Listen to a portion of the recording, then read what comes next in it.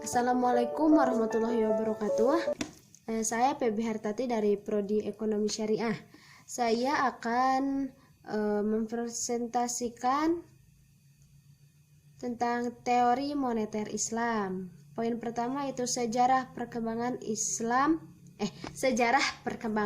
sistem moneter Islam. Yang kedua, pandangan para ahli ekonomi terhadap ekonomi moneter. Dan yang terakhir, peran ekonomi moneter Islam dalam pembangunan ekonomi.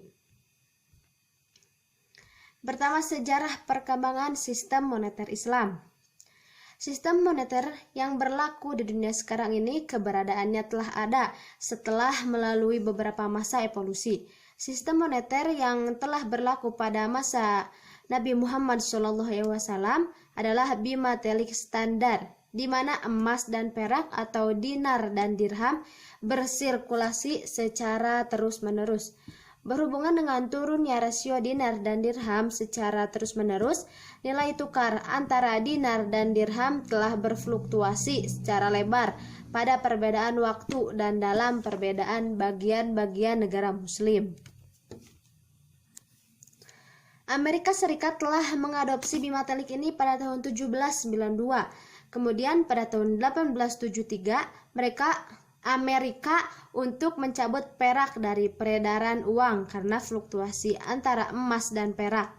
Pada tahun 1880, standar internasional dan mayoritas negara-negara dari bimetallic dan silver monometallic beralih kepada standar emas dengan menjadikan emas sebagai basis mata uang. Dan kalau dilihat sejarahnya, gerakan moneterisme yang menekankan terhadap fungsi moneter berawal dari Milton Friedman dan kemudian diikuti oleh ekonom dari Federal Reserve. Gerakan ini awalnya merupakan reaksi kelompok terhadap kegagalan kebijakan penstabilan ekonomi makro yang diusung oleh Keynesian pada tahun 1960-an terhadap krisis yang dialami oleh Amerika dan Eropa Barat. Penolakan kelompok moneterisme terhadap Keynesian ini dipicu oleh pernyataan mereka yang menyebutkan bahwa kebijakan moneter tidak efektif dalam menetralisir krisis ekonomi. Menurut kelompok moneterisme bahwa terdapat hubungan yang erat dan relatif stabil antara perubahan money supply dengan perubahan dalam nasional. Mereka juga menolak intervensi pemerintah, sehingga menurut mereka yang perlu dilakukan adalah mendesak agar kebijakan ekonomi ditumpukan kepada kebijakan moneter. Terjadinya krisis Amerika dibatalkannya perjanjian Bretton Woods pada tahun 1971 oleh Presiden Nixon, merupakan awal tidak di-backupnya dolar dengan emas. Sejak itu pula tidak satu pun negara di dunia ini membackup mata uangnya dengan emas, sehingga mata uang yang berlaku bersifat fiat atau dekret, dan ini disebut dengan istilah management standar. Sejak berlakunya sistem manajemen standar ini, ada dua fenomena yang terjadi. Yang pertama, tingkat inflasi tinggi, dan kedua, nilai tukar yang tidak stabil. Gugurnya sistem Bretton Woods pada tahun 1972 sampai 1973 telah membuka peluang perdagangan valuta asing, dan kegiatan tersebut telah berkembang secara spektakuler. Berdasarkan sejarahnya, terdapat 3 jenis mata uang dari standar emas. Yang pertama, standar koin emas, ketika koin-koin emas aktif dalam sirkulasi. Dan yang kedua, standar lantakan emas, yaitu ketika koin-koin emas tidak dalam sirkulasi tetapi otoritas moneter telah mengambil untuk menjual emas lantakan melawan mata uang lokal. Dan yang terakhir, standar pertukaran emas, atau yang dikenal Bretton Woods sistem, ketika otoritas moneter disyaratkan untuk menukar mata uang domestik dengan dolar US. Sistem ini berakhir pada bulan Agustus 1971. Sejak berakhirnya Bretton Woods sistem moneter dunia mengadopsi sistem baru yaitu full-fledged management standar yang secara mutlak tak ada hubungannya dengan emas. Sistem ini secara resmi diimplementasikan setelah ratifikasi amandemen kedua terhadap artikel persetujuan IMF pada April 1978. Sedangkan instabilitas dalam tingkat pertukaran terjadi karena diberlakukannya sistem nilai tukar mengambang pada Maret 1973. Bagaimanapun, untuk menstabilkan nilai tukar dalam sebuah sistem floating exchange rate diperlukan kedisiplinan untuk kebijakan baik fiskal maupun moneter. Para fuqaha secara mayoritas telah menekankan bahwa mata uang harus diterbitkan oleh aturan otoritas dan harus mempunyai nilai yang stabil, mampu menunjukkan efisiensi fungsinya sebagai measure of value, a medium of exchange, dan a store of purchasing power.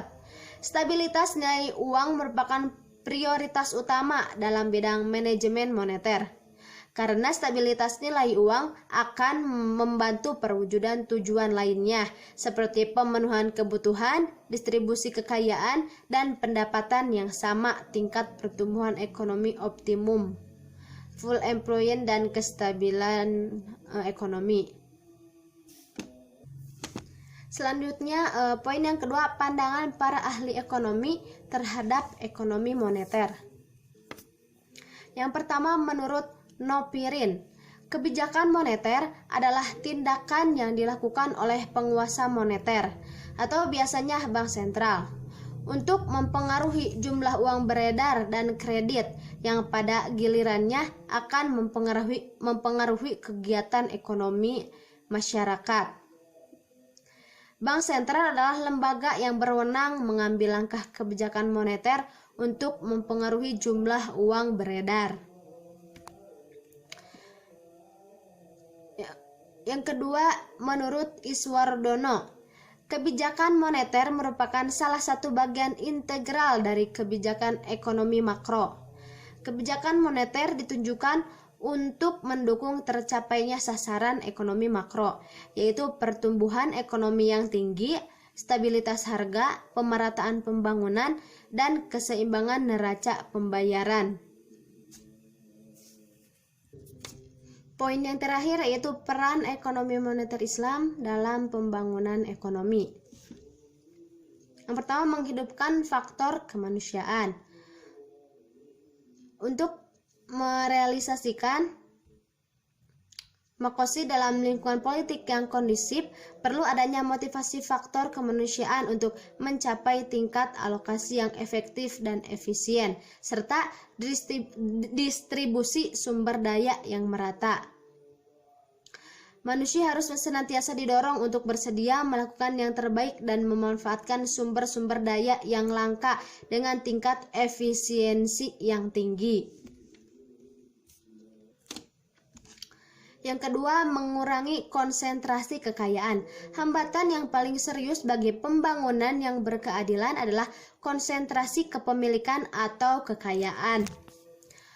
Konsentrasi kekayaan dan pendapatan harus dihilangkan oleh mencapai pemerataan yang berkeadilan, sebagai firman Allah yang artinya, apa-apa harta rampasan yang diberikan Allah pada Rasul-Nya berasal dari penduduk kota-kota adalah untuk Allah dan untuk Rasul, kerabat Rasul, anak-anak yatim, orang-orang miskin, dan orang-orang yang dalam perjalanan, supaya harta itu jangan hanya beredar di antara orang-orang yang kaya saja di antara kamu.